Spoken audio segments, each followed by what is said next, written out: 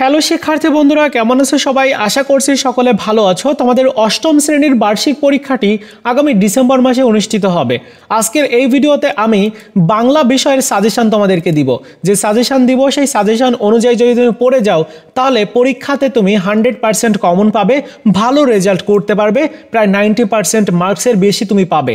তো কিভাবে কি তোমার পড়া উচিত আজকের এই ভিডিওটি দেখলে তুমি জানতে পেরে যাবে, সেই অনুযায়ী তুমি পরীক্ষার জন্য ভালো প্রস্তুতি নিতে পারবে। তাহলে এই চ্যানেলটিকে সাবস্ক্রাইব করে রাখবে এবং কমেন্টস করবে যে পরবর্তী কোন সাবজেক্টের সাজেশন তোমরা চাও। চলো শুরু করা যাক। দেখো, এটা হচ্ছে তোমাদের বাংলা বইটা।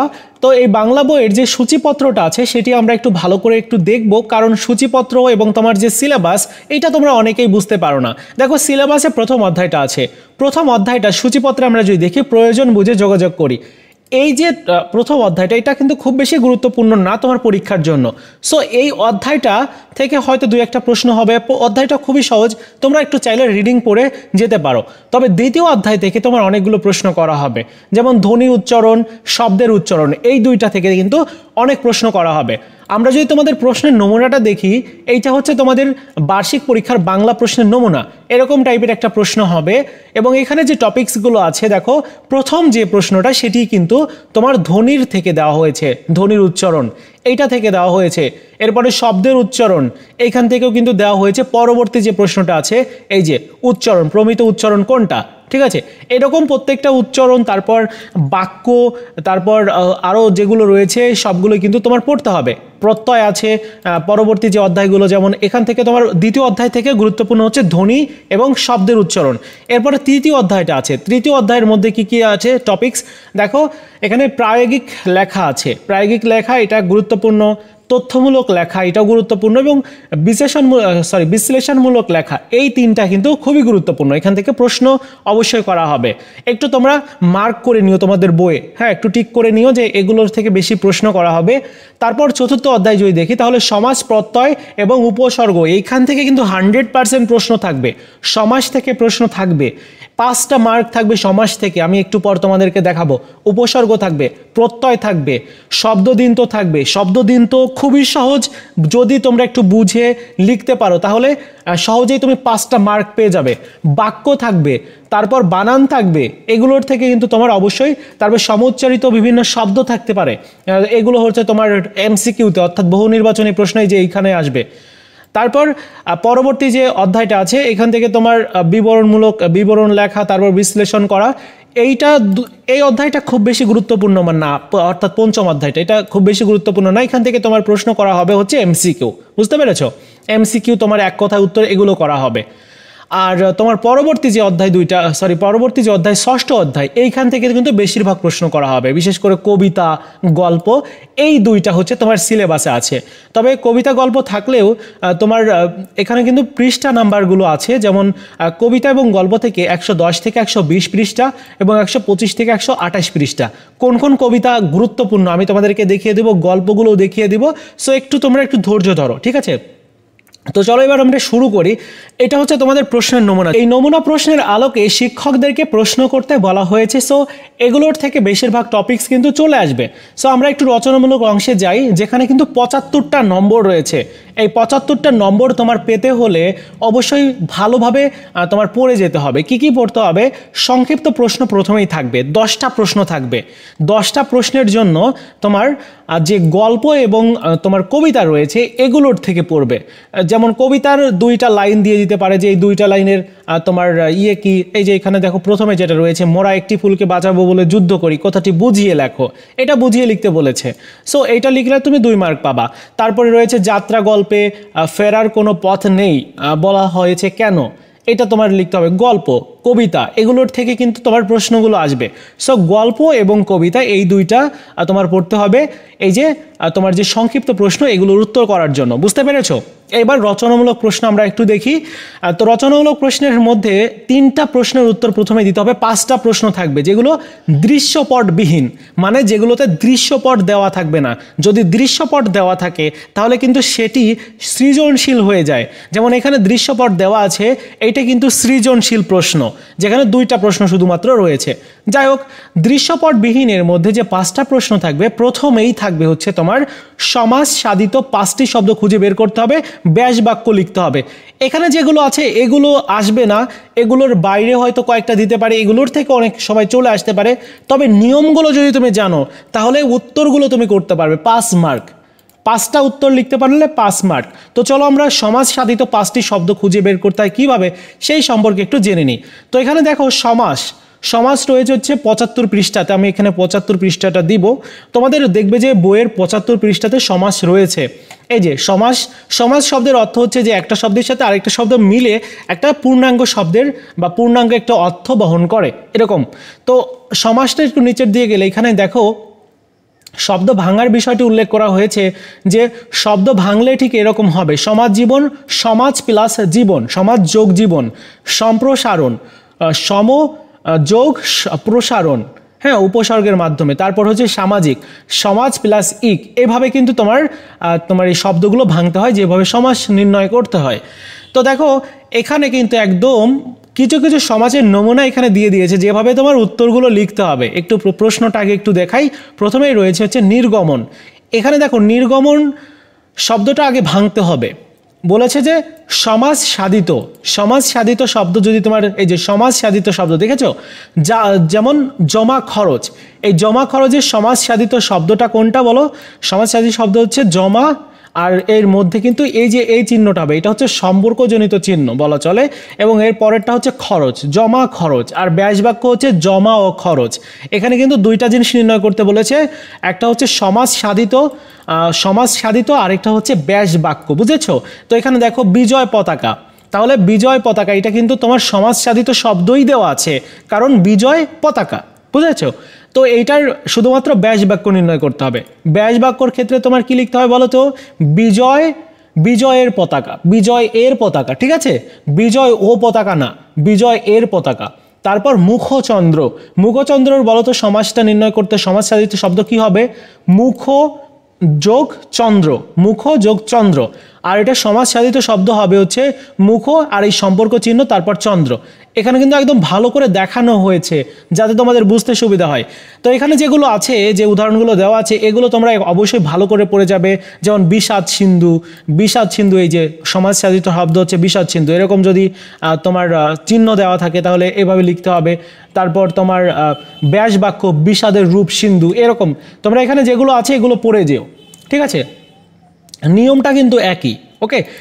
এরপরে দেখো শব্দদিন্ত ব্যবহার করতে বলা হয়েছে। এখানে যে শব্দদিন্তগুলো, যেমন চিক, ছম, তারপর চোখে, হন, এগুলো কিন্তু শব্দদিন্ত বলো তো কত প্রকার? শব্দদিন্ত হচ্ছে 3 প্রকার। আমরা শব্দদিন্ত যাব, তো এই শব্দদিন্ত কত পৃষ্ঠাতে আছে সেটি আগে বের করতে হবে। তো আমরা সূচিপত্রে যাচ্ছি।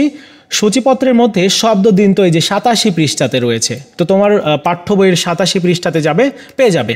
তো দেখো 87 পৃষ্ঠাতে একটু নিচের দিকে যাবে, 3 প্রকার শব্দদিন্ত আমি বলেছি। কি একটা হচ্ছে ধনাত্মক শব্দদিন্ত, এই যে দেখো ধনাত্মক শব্দদিন্ত, তারপর রয়েছে অনুকার দিন্ত এবং রয়েছে পুনরাবৃত্ত দিন্ত। অর্থাৎ একটা হচ্ছে তোমার ধনাত্মক, তারপর হচ্ছে অনুকার, মানে একই ধরনের, আরেকটা হচ্ছে পুনরাবৃত্ত। যেমন এখানে পুনরাবৃত্তর যদি উদাহরণ দিই তাহলে জ্বর, তারপরে হাতে, এগুলো হচ্ছে পুনরাবৃত্ত। ঘুম, উরু, গরম, হাই, এগুলো কিন্তু পুনরাবৃত্ত। তারপর রয়েছে হচ্ছে অনুকার কি বলতো? যেমন মাঠ ঘাট, তারপরে ঝাল টক, হেনতেন, তারপর ছাগল টাগল, এগুলো আর কি, এগুলো হচ্ছে অনুকার দিন্ত। আরেকটা হচ্ছে কি ধনাত্মক দিন্ত, এখানে রয়েছে টন, ছম, ধনাত্মক, ঠিক আছে? তারপর কুট, তারপর কত, তারপর রয়েছে খক, তারপর টুং। তো এখানে আমরা যদি একটু প্রশ্নটা দেখি তাহলে আরো ভালো বুঝতে পারবো। এখানে রয়েছে ছমের তো প্রথমেই দেওয়া আছে ধনাত্মক দিন্ত, এই যে ছম, এটা হচ্ছে ধনাত্মক দিন্ত। এরপরে কোনটা রয়েছে? এরপরে রয়েছে ছেলেটির চোখে বলো তো কোনটা? চোখে হচ্ছে অনুকরণ দিন্ত, মানে একই ধরনের, চোখে অনুকরণ দিন্ত।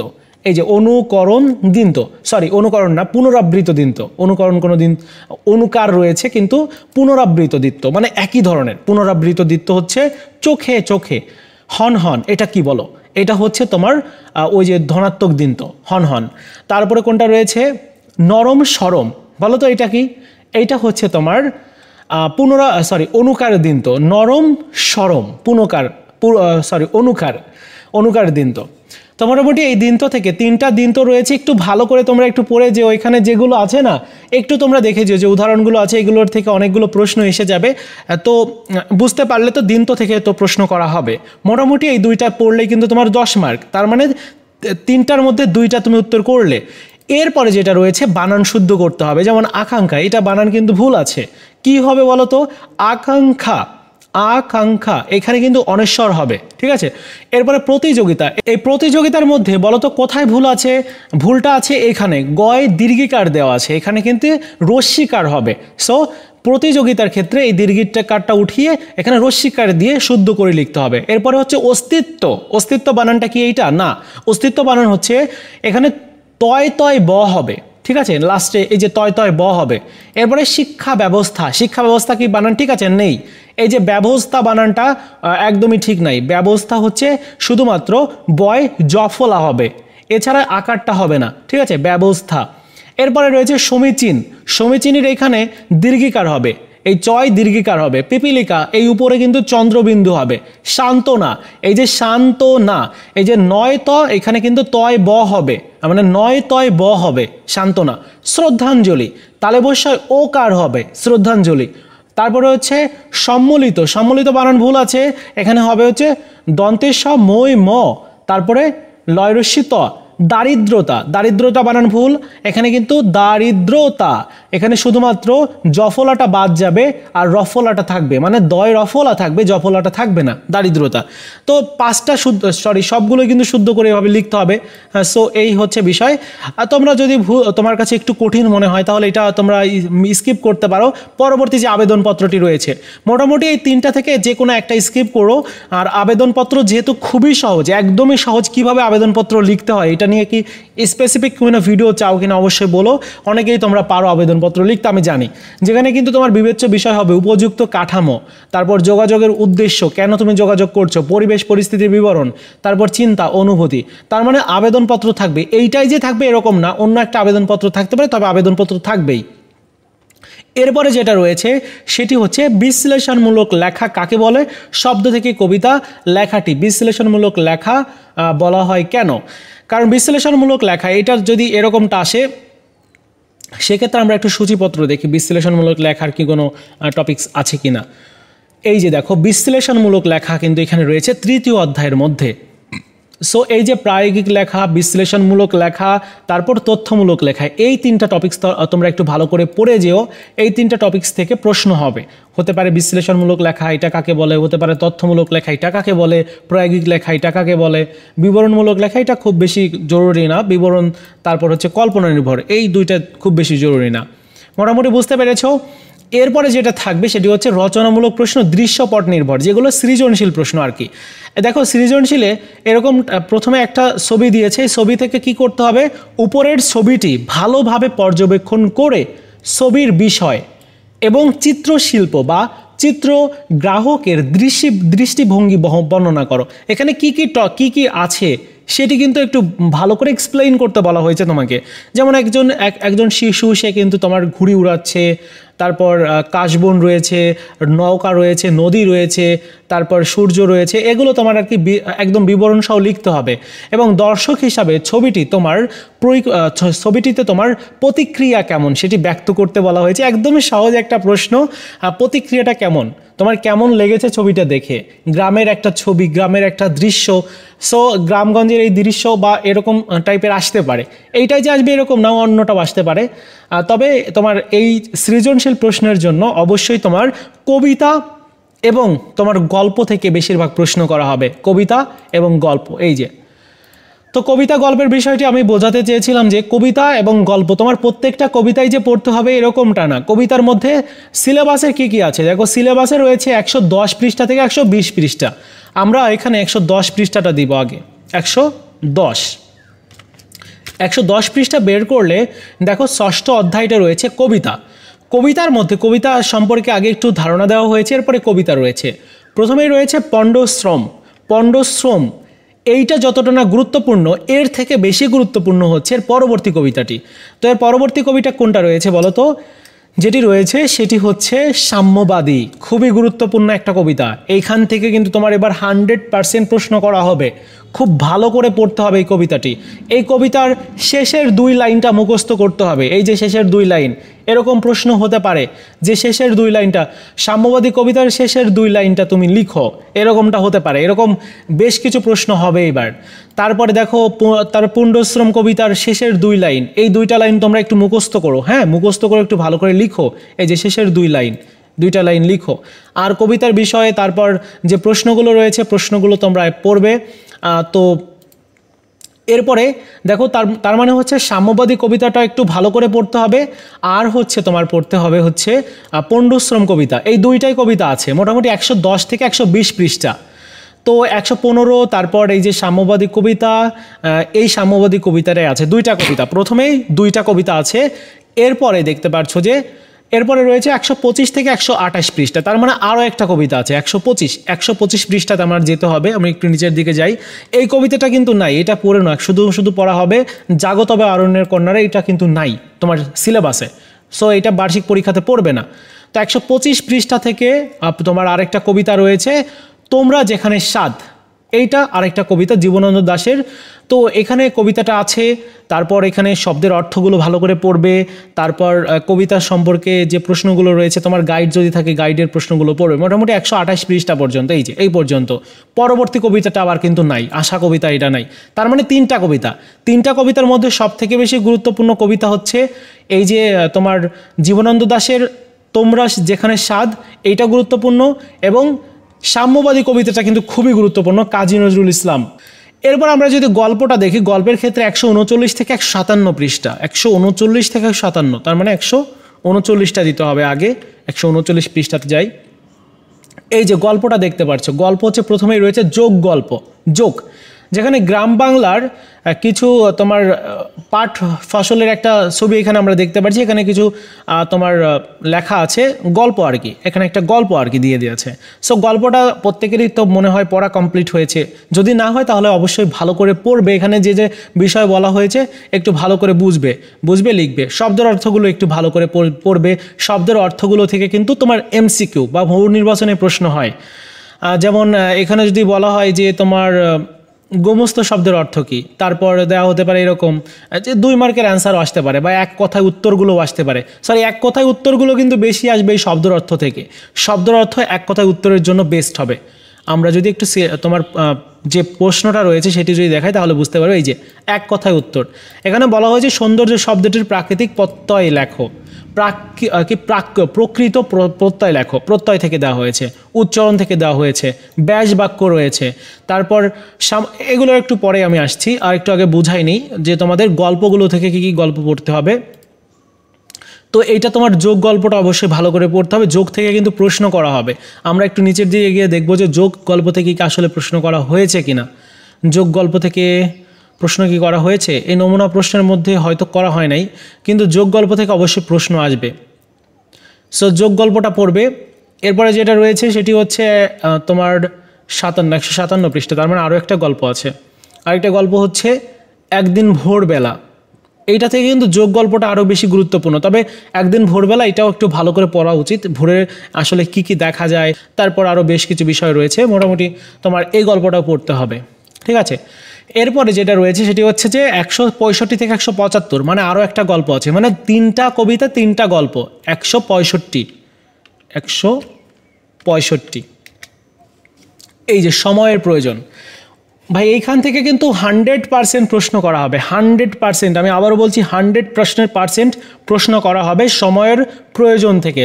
জহির রায়হান স্যারের লেখা এবং এই গল্প থেকে কিন্তু 100% প্রশ্ন করা হবে। তোমরা যদি নমুনা প্রশ্নটা দেখো তাহলে কিন্তু নমুনা প্রশ্নেও কিন্তু এই গল্প থেকে প্রশ্ন করা হয়েছে। তো আমি একটু তোমাদেরকে দেখাই দিই। তোমরা যেখানে স্বাদ, এটা হচ্ছে কবিতা। তো সময়ের প্রয়োজন, এই যে দেখতে পাচ্ছ সময়ের প্রয়োজন, এখান থেকে কিন্তু প্রশ্ন করা হয়েছে। সো এই গল্প থেকে 100% প্রশ্ন করা হবে। সময়ের প্রয়োজনটা একটু ভালো করে পড়ে যেতে হবে। মোটামুটি 3টা গল্প দিয়েছে, 3টা তোমার কবিতা দিয়েছে, এর বাইরে আর কিছু নাই। এবার আমরা যদি তোমাদের প্রশ্নের নমুনার ক্ষেত্রে তোমরা যদি বহু নির্বাচনী প্রশ্ন এবং তোমার যে এমসিকিউগুলো দেখাই তাহলে বুঝতে পারবো কি কি পড়া লাগবে। আমি কিন্তু আগেই তোমাদেরকে দেখিয়ে দিয়েছি যে তোমাদের যে সূচিপত্র রয়েছে একটু দাগিয়ে নিবে বা তোমরা একটু লিখে নিবে। ধ্বনির উচ্চারণ এইটা ভালো করে পড়বে, বিভিন্ন ধ্বনি রয়েছে, বিভিন্ন উচ্চারণ, সেগুলো তোমার ভালো করে পড়তে হবে। শব্দের উচ্চারণ রয়েছে, এইটাও ভালো করে পড়তে হবে। প্রায়োগিক লেখা এটা পড়বে, বিবরণমূলক লেখা, বিশ্লেষণমূলক লেখা এবং তথ্যমূলক লেখা, এই 4টা পড়বে। তারপরে রয়েছে 4র্থ অধ্যায় সমাস, শব্দদৃন্ত, এই 2টা কিন্তু পড়তেই হবে। উপসর্গ আসবে, প্রত্যয় আসবে, প্রত্যয়গুলো কিন্তু তোমার ওই যে এক কথায় উত্তরগুলো এখানে আসবে। বাক্য, তারপরে বানান শুদ্ধকরণ করে লিখতে হবে। তারপরে সমুচ্চারিত বিভিন্ন শব্দ, এটা তো দেখতে পারলাম না, খুব বেশি গুরুত্বপূর্ণ না। এরপরে বিশ্লেষণ করা, এইখান থেকে প্রশ্ন খুব কম করা হবে, তবে একটু পড়ে যেতে পারো। আর গল্প কবিতা টিকমার্ক করে নিও, বুঝেছ? তো আবেদনপত্রের ক্ষেত্রে তোমার কি করা উচিত বলো তো, কোন কোন আবেদনপত্র পড়তে হবে? এখানে একটা দিয়েছে যে সম্প্রতি বন্যায় প্লাবিত হয়েছে জনজীবন, সেই সম্পর্কে অসহায় মানুষদের পাশে দাঁড়ানোর জন্য তুমি একটা আবেদনপত্র লিখবে জেলা প্রশাসকের কাছে। এখানে অন্যটাও আসতে পারে, এখানে আসতে পারে যে সম্প্রতি এই যে সরকার পতন হলো, তারপর আরও বেশ কিছু বিষয়, মানে বর্তমানে বাংলাদেশের যে ঘটনাগুলো চলছে, প্রবহমান আছে, এই ঘটনাগুলোর উপরে একটা আবেদনপত্র আসতে পারে। সো এটা পড়বে। তোমার জীবনের লক্ষ্য কি সেই সম্পর্কে, তারপর তুমি পড়াশোনা শেষ করে কি করতে চাও সেটি সম্পর্কে, এরকম আর কি। তো এই ছিল আজকের মতো ভিডিও। দেখা হচ্ছে নতুন ভিডিওতে। ভালো থাকো সবাই, ধন্যবাদ।